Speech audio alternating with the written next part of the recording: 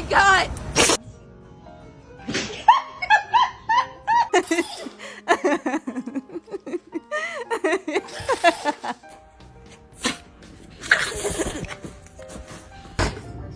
Oh my god!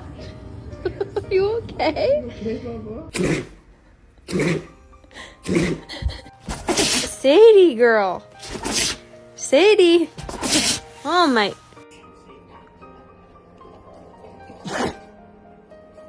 Good.